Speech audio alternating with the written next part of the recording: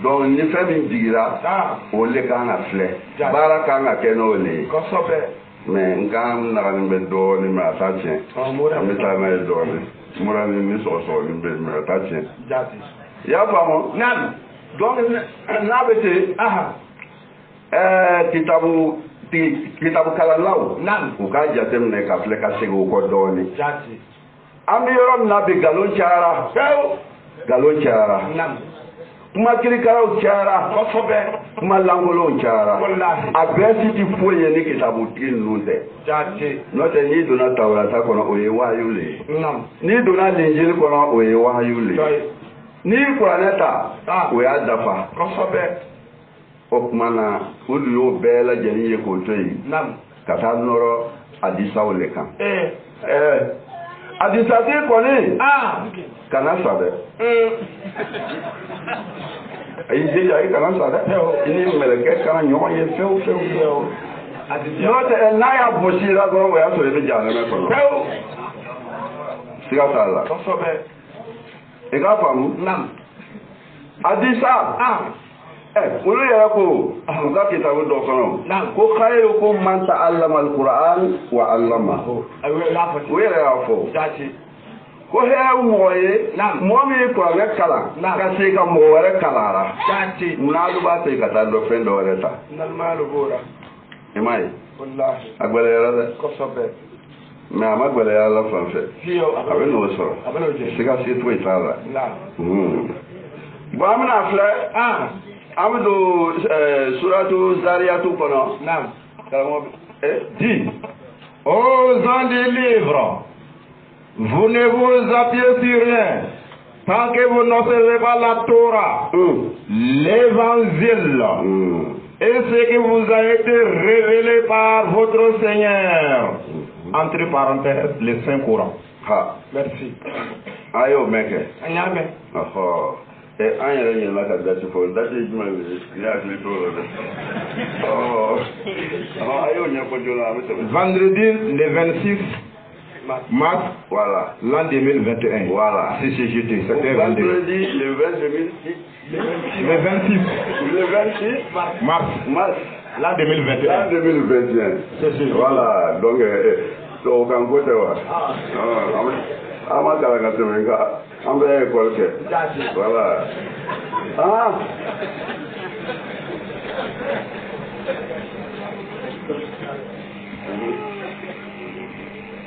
bismillah wa ma khalaqtul jinna wal insa a ko ale ma jinɛ ni adamaden dan fɛn foyi kosɔn illa liya'buduni fo ka ale ala de bato jinɛ ka adamaden olu fila le kunkolo ka gbɛlɛ do kosɛbɛ an'olu y'a ye anw le kun ka gbɛlɛ an bɛ fɛn mɛn cɔ ka tila ka ban a la ka tugu an ni sago kɔ o la a y'a daminɛ ni anw ye n'o tɛ fɛn wɛrɛw bɛɛ bɛ yen o bɛɛ bɛ ala bato do inshallah. Ma uridu minhum min rizqin. K'ale m'a ɲini aw fɛ a ka garizɛgɛ ɲini k'a di ale ala ma non ale m'o ɲini aw fɛ garizɛgɛ tigi y'ale le ye don n'a ka d'a ye a b'a d'i ma n'a ka d'a ye a t'i sɔn voilà ale de t'a lo. Wa ma uridu an yut'imuni. K'ale m'a ɲini fana ko aw ka to ɲini ko k'a d'ale ma la ale de kɔngɔtɔ ye o ale de b'a di aw ma o tuma ale m'a ɲini aw fɛ k'a ka dumuni ɲini k'ale balo n'a ye ala m'o ɲini aw fɛ. Inna Allaha huwa ar-razzaqu dhu quwwatin. A ko i k'a dɔn ko fɔ ko ala ta'ala kɛ ale de ye garizɛgɛba tigi ye dhu quwwati ale de ye fanga tigi ye ale ka ko ka gɛlɛn kosɛbɛ donc i b'a faamuya a y'a daminɛ a daminɛ la a ko ale m'a ɲini aw fɛ k'a ka garizɛgɛ ɲini k'a d'ale ma a m'a ɲini aw fɛ k'a k'ale balo mais a nana laban cogo di a ye garizɛgɛ le fɔ k'a tigi ye ale le ye wa ale de ye fanga tigi ye min ka gɛlɛn kosɛbɛ i k'a faamu donc o la a ye bato kɛ ni bato kɛ a cogo yɛrɛ kan e bɛ baara la o i tɛ baara la o ala b'i dumuni lo a b'i dumuni hali n'i wulila ka taa sigi kuru dɔ kan i kelen mɔgɔ tɛ yen mɛ walaw bɛ yen i bɛna n'a ye masa in bɛ fɛn dɔ k'i ye o yɔrɔ la f'i bɛ kabakoya voilà parce que i b'ale ka ko de la donc o kosɔn a ko ale de ye garijɛgɛ batigi ye fanga b'a ale la ale de ka bɛn fɛn bɛɛ kan an y'o ye an bɛna filɛ an bɛ don taharimu kɔnɔ a tɔgɔkan f'u ye dɔw ka to ka dɛmɛ. Je n'ai créé les djinns et les hommes que pour qu'ils m'adorent. Je n'attends aucun don de leur part. Je ne désire pas qu'ils me nourrissent. Dieu est le dispensateur de tous les biens. Il est le maître inébranlable de la force. Sourate le Mont. Verset 56 à 58. Merci. Ayo le fɔ a bɛɛ y'a tɔw kan mɛn ni min kɔni tɛ jɔ a kan mɛn a ye na tɔw kan kɔni mɛn bon i b'a filɛ i bɛ don taharimu kɔnɔ a y'an duuru. Ya ayyuhallazina amanu.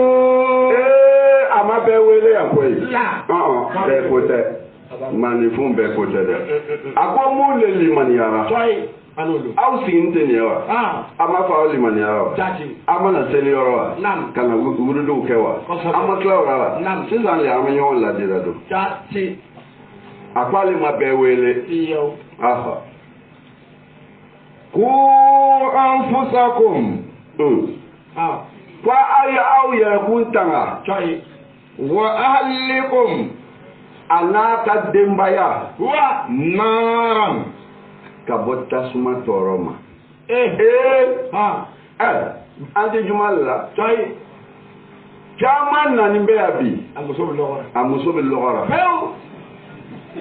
caman bɛ yan bi tile gbangba na ale kora ka gbɛ k'a ka tasabiya ta ka sejiw ta ka fɛn bɛɛ kɛ a nana juma la mɛ a muso bɛ yaala la dɛ dɔw yɛrɛ ka muso t'a lɔ ko bi ye juma ye hey a kana tulon kɛ dɛ a y'a ka musow dege ala welera k'a ka musow dege k'ala ka sariyaw f'u ye u kan ka min kɛ n'o tɛ bi juma le o ne e y'i ko k'i kɛ e ka muso y'a ko k'a gbɛ k'a ka fanigbɛw don a la tasabiya b'a bolo.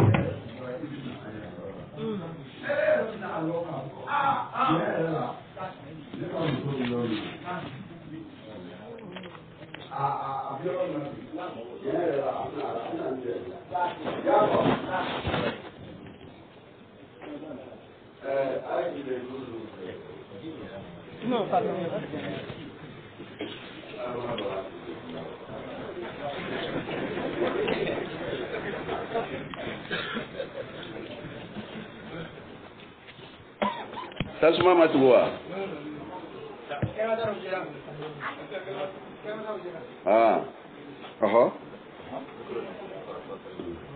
Waquduha nasu. Ko a k'a jateminɛ k'a filɛ dɛ ko waquduha nas. Ko adamadenw de ye tasuma nin ka yirikuru ye. Wale hijaratu. Ko a ni farakuru. Est-ce que farakuru? Adamadenw ka kɛ tasuma ka yirikuru ye yarɔ o kɔni tɛ hɛrɛ ye dɛ.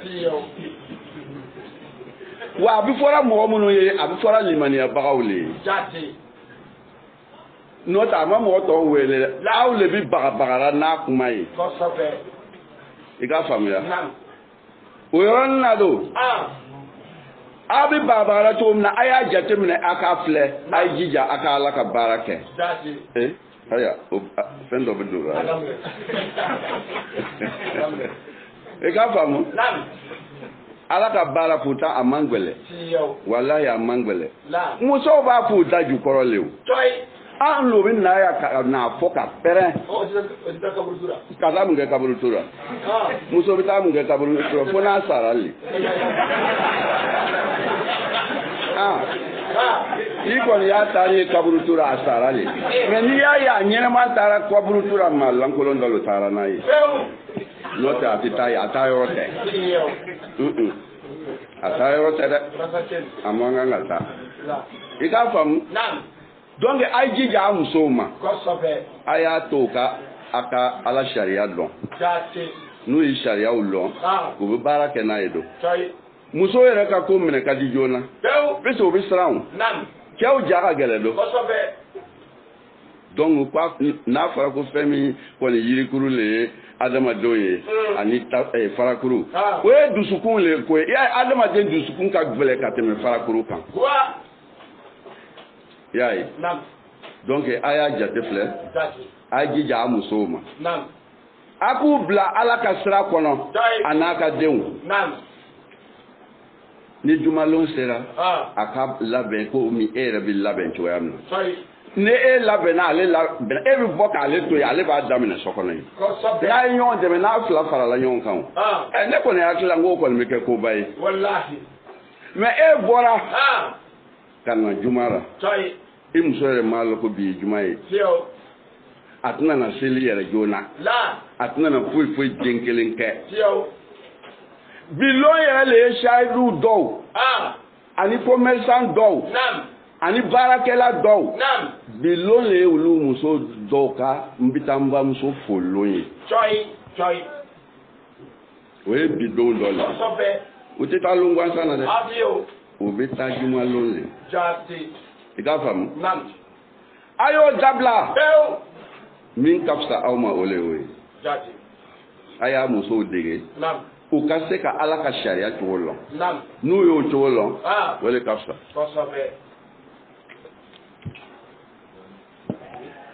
i m'a ye nabi musa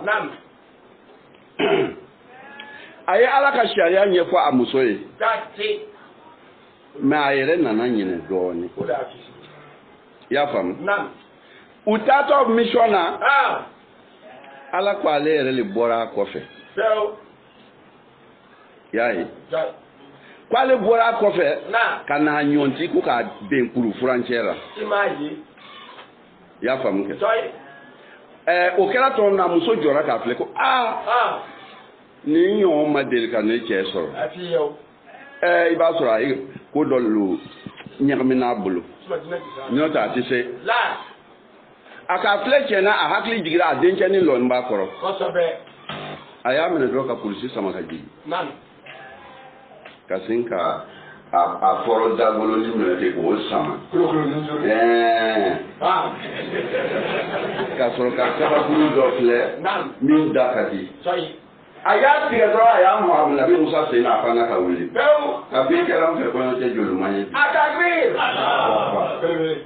n'a kuma fɔ a ye don hali n'a ma taa a la ni tun bɛ ɲɛ ye kuru furancɛ na i ka faamu donc n'a ye sariyaw fɔ a muso dɔ ye u bɛ se k'aw kisi n'o dɔ don mais n'a m'a fɔ don a bɛ gɛlɛya dɛ ni n taara se ala dun bɛ ele le ɲininka muso bɛ alijinɛ sɔrɔ cɛ de sababuya la o kosɔn a kana ɲinɛ a musow kɔ a kana ɲinɛ a denbaya kɔ a y'a f'u ye n'u y'a kɛ ale lo n'u ma kɛ e kɔni y'a fɔ min ka fisa an bɛɛ lajɛlen ma o le ye o le a y'a sariya fɔ a musow ye u ka juma lazimiya u yɛrɛ fɛ u ka so u tɛ bɔ ka taa yɔrɔ si u bɛ seli u ka so kɔnɔ de u ka fɛn bɛɛ lajɛlen kɛ u ka so kɔnɔ i y'a faamu n'o tɛ o bɛna kɛ tasuma ka yirikuru ye dɛ o dun man ɲi dɛ i y'a lɔ muso nugu ni jeni ka di ala ye fo ka tɛmɛ i mana nugu cogo dɔ n'a ye jeni i bɛ k'a dɔn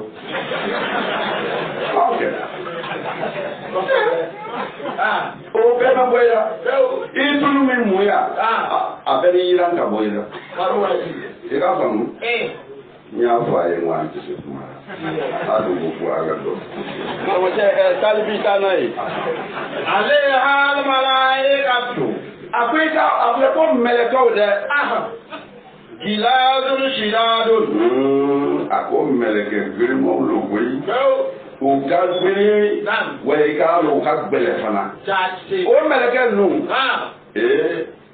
akaji wuli man ya baga tiɲɛ ni ma dɛ ni man ya baga tiɲɛ na meleke nu ka jugu ale ma dɛ n'i y'a ye ko o meleke nu tɔgɔ fɔ wulu le don nka tasuma ko olu kɛrɛfɛ ye i m'a ye donc olu meleke nu kabako mɔgɔw lo gɛrɛ ɲɛfɛ fitinin tɛ dɛ la yasuna Allah ma amarahum y'a ye ko o meleke nu ti Alahu Taala kuta ni fɛn foyi le amarahum fo n'a y'u yamaruya k'u ka min kɛ u b'o de kɛ ne Ala y'a fɔ i ye ko k'i jɔ k'i tɛsi i bɛ taa bɛn jamana kɔrɔ u b'ale de kɛ a fɔra a ye ten de don walima k'i jɔ k'a bolo don i boli la k'i fili a kɔnɔ a b'o de kɛ don a karamɔgɔ y'a nege ne yɛrɛ an b'a fɔ ten mais o la mɛlɛkɛ bolo bɛna nɔgɔ mɛ o tɛ baasi ye a n'a tɛgɛ fɛ i k'a faamu o mɛlɛkɛw ka baarada de ye nin ye n'a bilara min na kɛ karamɔgɔcɛ a b'o de k'i la koyi a b'ale de k'i la a yamaruyalen bɛ ten jigi dɔɔnin dɛ talibi ويفعلون ما يؤمرون f'u ti fɛn foyi kɛ fo n'a yamaruyara f'a ka ninnu kɛ a bɛ sɔrɔ k'o de kɛ i n'a fɔ n ye min fɔ a ye sisan u b'a jeni ten a dun tun ko k'ale y'a yɔrɔ le n'a amadu mɔgɔ ye e dun sɔnna cogo di u y'i jɛti k'i bin jaabi a y'a yɔrɔnin filɛ dɛ a y'a yɔrɔnin filɛ a y'a nu man jan mɛ a y'an saba dɔrɔn don ne bɛna fɔ a ye ka wuli a man ca o ayiwa parce que o tuma bisimila talibi vous la croyants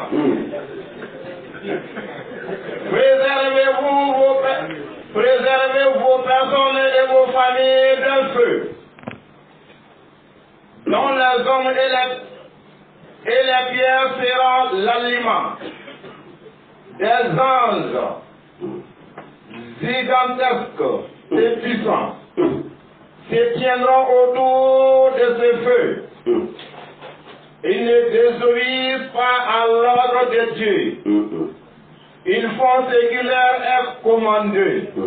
Sourate l'interdiction, verset 6. o aya ni aya janto ala de n'o tɛ kabakolo dɛ bon an b'a filɛ an bɛ don jini kɔnɔ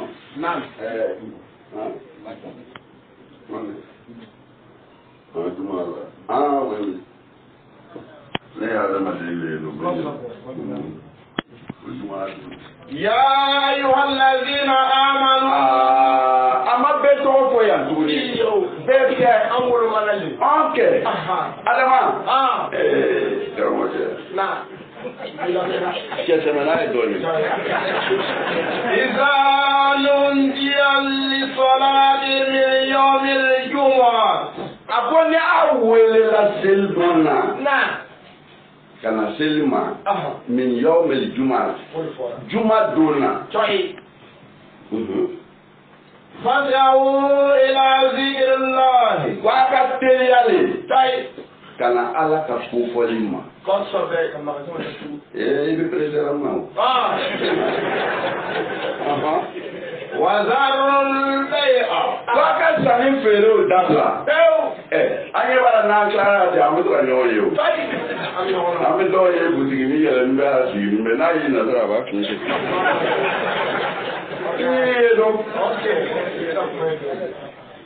a ye bitigiw datugu n'a fɔ aw ye limaniyaba a ko limaniyaba de dɛ a m'a fɔ maa lankolon dɛ a ko limaniyabaga ka sanni feerew dabila n'a y'o kɛ hali ni bitigitigi hali ni mɔgɔ nana dɔn k'a bɛ sanni k'i fɛ o ne yɛrɛ y'a jateminɛ k'a filɛ o e bɛ taa i ka juma la a f'a ye karisa cɛw bi y'anw ka lonba dɔ le ye ne bɛ taa sanni feere tɛ ne fɛ bi n'i bɛ fɛ i bɛ na sini a bɛna dɔn ala b'a minɛ k'a dusukun bila k'i kɔnɔ don Abina, fɛn min bɛ ka a ti mɔgɔ wɛrɛ fɛ la a bɛ na don. Mais ne taara nata fɛ. Ka lɔ k'a kɔnɔ. K'o wari minɛ. K'o bila i kun sa. Wari min bɛna min la i kan. E bɛna n'a ye. E m'a ye kɔrɔsan caman bɛ yan ko k'ale yɛrɛ ma lɔ fɛn dɔ n'ale ye wari sɔrɔ hali ti t'a lɔ wari min bɛ kɛ cogo min na. I bɛ fɛn dɔ de sɔrɔ a la. N'i y'ale dabila wari min bɛ sigi dɔɔnin dɔrɔn. I ka faamu. A ye sanni feere dabila. Ka dagadenw dabila. Ka nɛgɛsudenw bila. Ka arabu bila. A ka arabu la. Ne tɛ kɛ ka yiri sin kɛ. Aw bɛ nin sew kolo. I y'a faamuya dɛ. A y'olu bila. A kana tulon kɛ n'u ye dɛ. Wala. Jumalon lo. U fana bɛ lafiya de don. E b'u tɛ seliya. U bɛɛ bɛ seli. Ala le b'u ka seli cogo lɔn. A b'u b'ale wele cogo min na Ala de b'a lɔn. I ka faamu.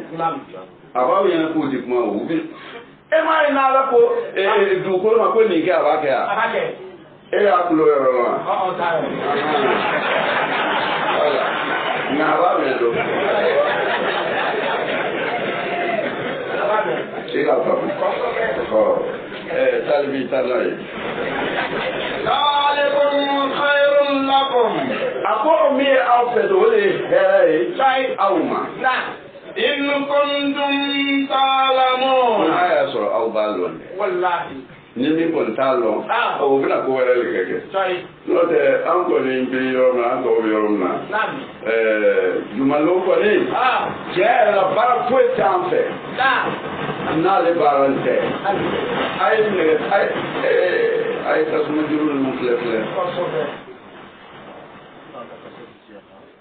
Voilà. I k'a faamu. Donc a y'a jateminɛ ni jumalonw sera a ye jija a musow a denw a ka butigiw a ka mun ni mun a y'u dabila a bɛ na ka na Ala ka a ka alabato kɛ ni na n'u ye bɔrɔ don i kun na don min na i bɛna lɔn ko bɔrɔ ko b'a la dɛ i don bɔrɔ kɔnɔ k'i fili janɛmɛ kɔnɔ a t'Ala ɲɛna foyi ye bɔrɔ feerebaga kɔni Ala mɛlɛkɛw ka jugu ale ma dɛ u b'a da siri de don i b'a faamu na bon baasi tɛ an y'ale ye jumɛn bɛ yen k'i ka taa n'a tubabukan ye. Oh, vous les croyants, quand on vous appelle à la prière du vendredi, accourez à l'invocation de Dieu. Interrompez toute négoce. C'est un bien pour vous si vous saviez. Sourate le vendredi, verset 9. Merci.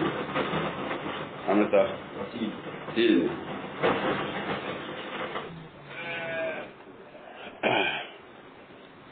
Laka.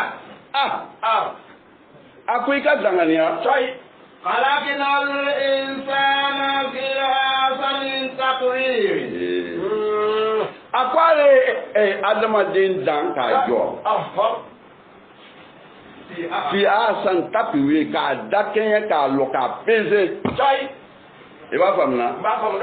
Yala n'adamaden jɔra k'a peser k'a ban. An karamɔgɔ ko ten ko n'i y'a tulo kelen tigɛ dɔrɔn k'a bɛ kɛ ten. Kuma min bɔli b'o le fɛ dɛ. N'i y'a tulo tigɛ a bɛ jɛngɛ o yɔrɔ in na de.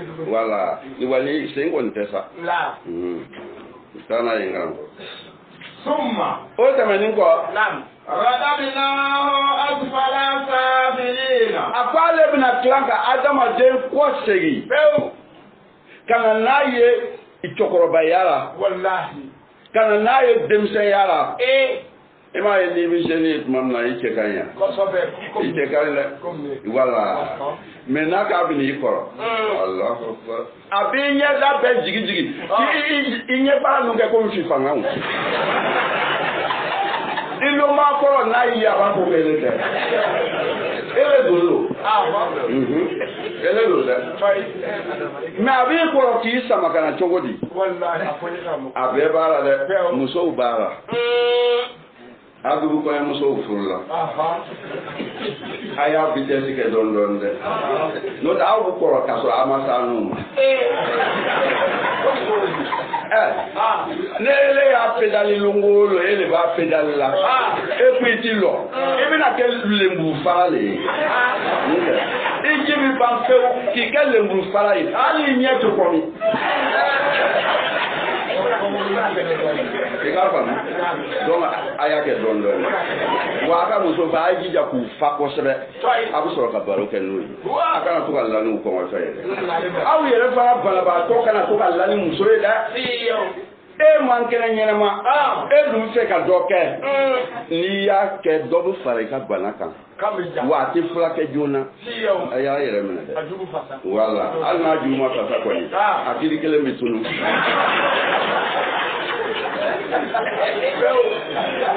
i ka faamu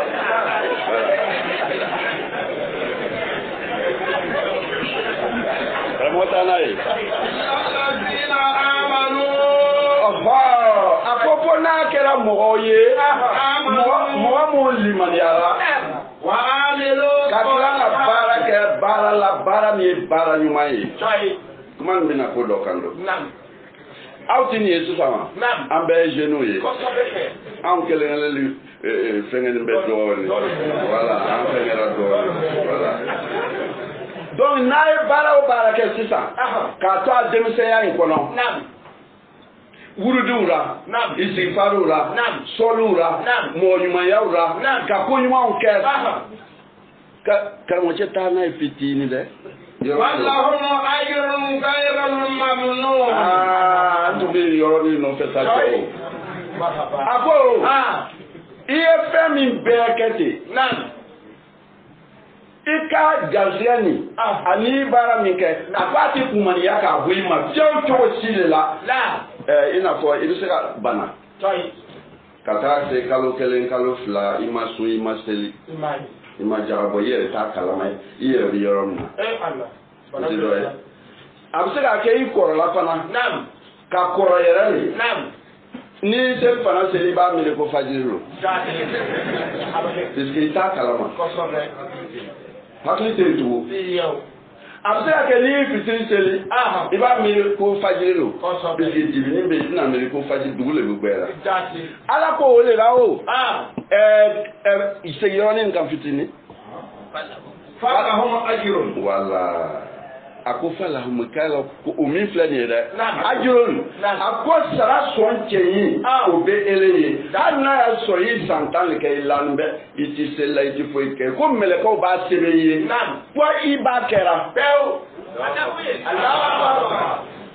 i k'a faamu mɛlɛkɛw b'a sɛbɛn i ye ko e bɛ kan k'a kɛ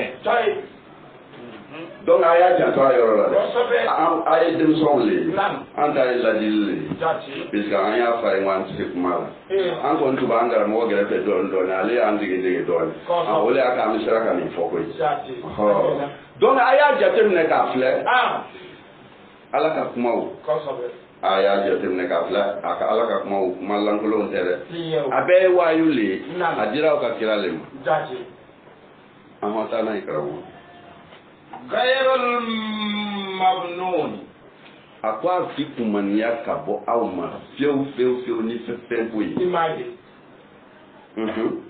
fama yu'izzibuka aw bɛ Muhamadu garantiya cogo di baadu bi diinɛ tɛmɛnen kɔ ale le ma kɛ wa bi hakɛli ko ale le ye kiiti tigɛla ye wa ale le ye kiiti tigɛlaw ka kiiti tigɛla ye a kana Muhamadu galontigiya dɛ n'a ye fɛn fɛn fɔ a ye ka bɔ a ka kuranɛ kɔnɔ walima Tawurata kɔnɔ tiɲɛ don dɛ n'i y'a galontigiya i sera i yɛrɛ ye taa n'a ye fɛnɛ fɔ oui nous avons créé l'homme dans la forme la plus parfaite puis nous l'avons renvoyé au plus bas des degrés l'exception de ceux qui auront cru et ceux qui auront accompli des œuvres bonnes, car une récompense sans fin leur est destinée. Qu'est-ce que c'est donc après cela qui persiste à traiter des mensonges le jugement? Dieu n'est-il pas le plus juste des juges? Sourate le figuier. Oui. Sourate le figuier, verset 4. 36, 7, 8. Alléluia.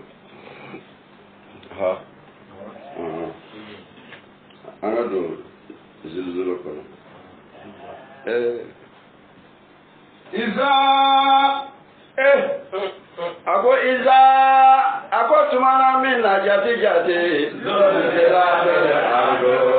ni duma ko ya tumana min na akaya la jati wa ana duma ko bina bole ka afrika parti sanka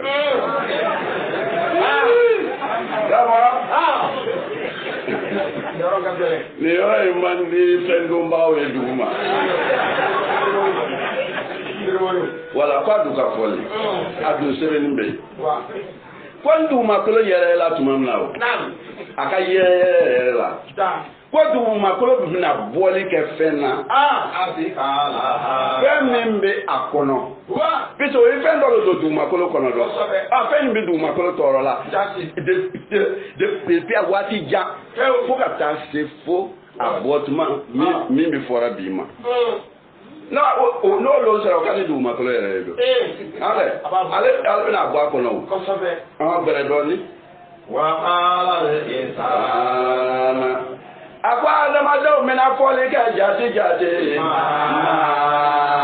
ko mun fɛn lo ko mun de bɛ dugumakolo la bi dɛ mun de y'a bila nin yɛrɛ nin na tan Selemoro ayi sabali dɛ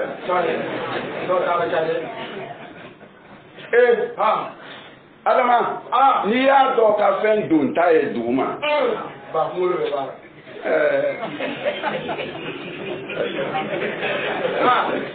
gbẹrẹ dọọni. A ko ale lo na. Adamadenw bɛna baro kɛ.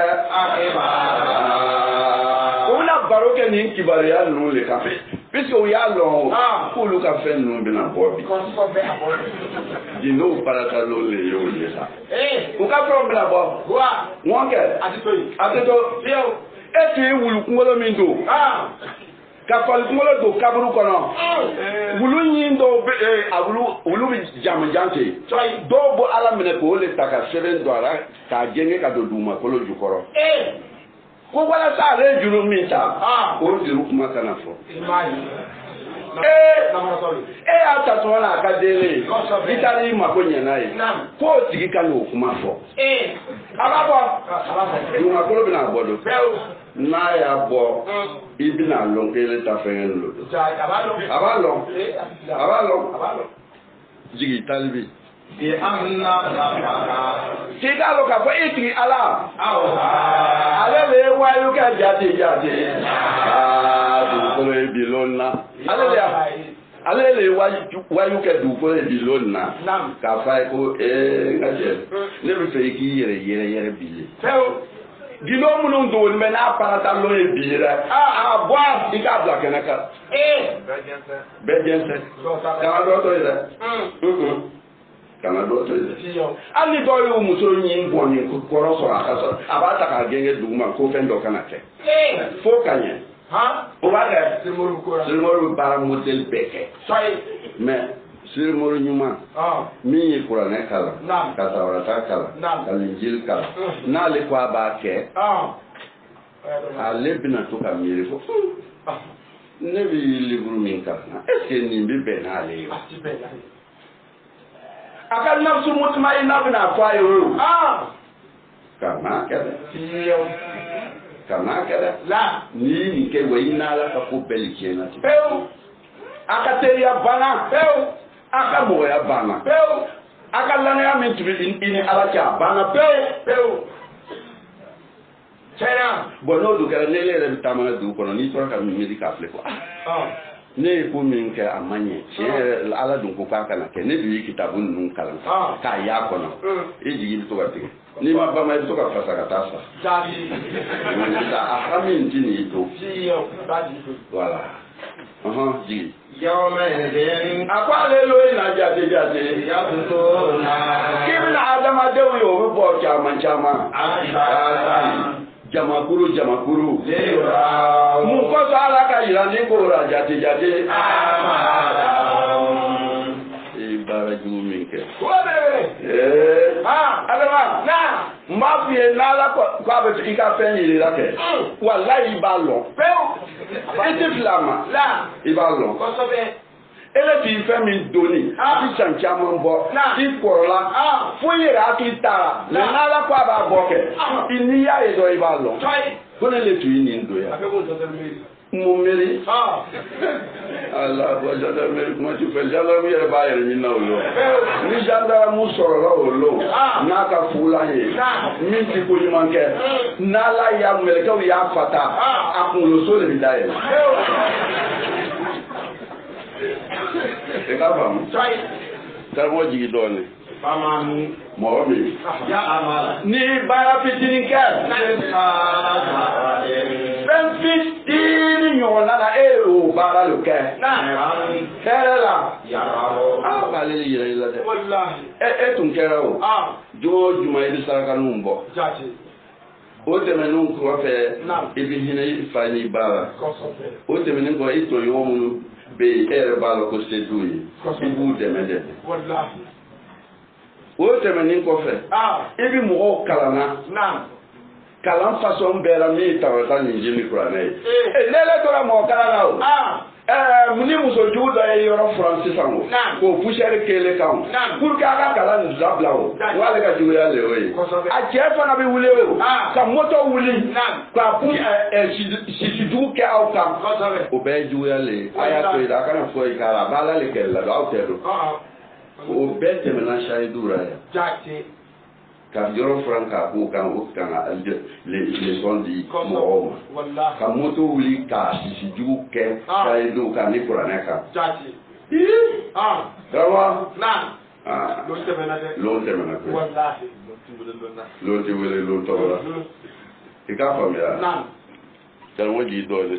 waman momi ya amaru ni barake mesala za fitini yona dola sharan juma nake ya alle bi jere lawo ele yoyi eti ko yumanke ele yoyi ele jurutalla wallahi ele yoyi ele bi fen kunta dunduma ika bara bela jeli benimbe ko façon lema awa am bonne ni muy alama mouvan kwa be boni fanaka malo ni manambela ko lo note abe boni ka lu tene be ba lo ndo onke be ba lo wallahi ya no wuto ka ba guru dobla ka tiga guru finge ko bo bla ka ba guru nka wa so ayi sebe ndo ka so nka ka bi so ka kete na ko paw o ya so aya atigi soro ko e ka bara dale o wallahi ala bna yiri la do o tiga ni guru finge aba do yi bodala pa bi bura fo ka ni aya ni ala fe na mi na kuma longolo ala ka kan ne ndu ko re o si sana kala gbere aya ni na anga mo fana ya du o ka abe wala ado me le lo ko awati sara kasra na isra ya fal ko la ko ti ko boile adabi sira e sira adabi ni sira na Nala yisoro. O soro ya buena.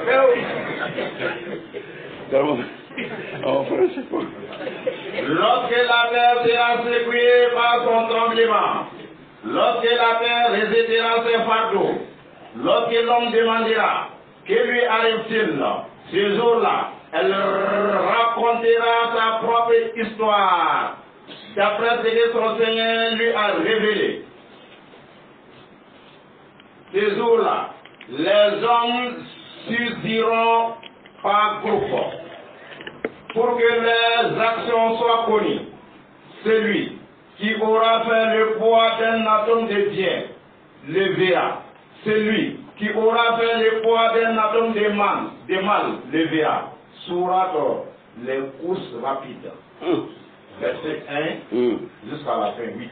Merci. Voilà. Sourate Mozambique. Abe doye kafle ni fendo fana be amofo tu ya fa en waya sala to ulu ko ngata nay Antu akwa anu mubarakuna li rabbi ambe Allah Taala to fo ka bangola sai soli as-samawati wal arda matami sanfara dan ka do makolo dan nan as-samawatu samawatu ako sanfara ka sanfara ke sai rabbi ko ya lere le dai ko wa ale le be munumuni nan pise ti se ka yele ni daluti bolo donc we ala yele tali voilà amala arda kika lo ka ko ngambe duma koloke nan fa ato halibani adam ako ayo di adamana deuma jati wolu fa be munumuni o kono kosobe ika sanke me ni bi wolu fla nduru ibo ke o kono kosobe sanke me ibo ka kono jati bi woro ibo ka kono bi wolu fla ni segi ibo ka kono kosobe we antale ya imaji o san de ni minute o ne ma ko yima ko kono do ama yinde jigina e salbi aleza samawati yusabihuna rabba ako Afrika long ka fo ka ko e ma do le be wulu mo nu polu ti Allah Taala ka to fo fio la wulu yi su do ni aho jigi do ni wala man yuhaddiru ila al-ardi akodo fana be uluti Allah Taala to fo fio du makola ayanto ndafa sukuti munu jigira sudugura Allah sudugule ye jumaye woni kaburu ye ni jigira orala etse kala to wala itise tu illa bin be ikele hal ni jama million le tari blasera o bela ta ke to ye do mo denkele ta ko ka bi shi fe kaburu la astaghfirullah o bela ta ke to ye digani ko nan ikele ni fangwen le Allah Karmo yoron kata. Wallahi. Akon jara la yere drone ya ngara mo to ga fo. Wallahi jara le lo ta yere ko ni. E ma e lo mla o. O e zamba tisi kumolo tiga jeji mu leke. Bi. Fo ya ba ka do ki ta ko. E mai. Donc il va le faire à Poun Kapuna. Et puis c'est tout à l'ombre, c'est vrai, aller là à baptiser. Au cours pour l'autre, tu bâtiment nous cosso. Kofru na furu.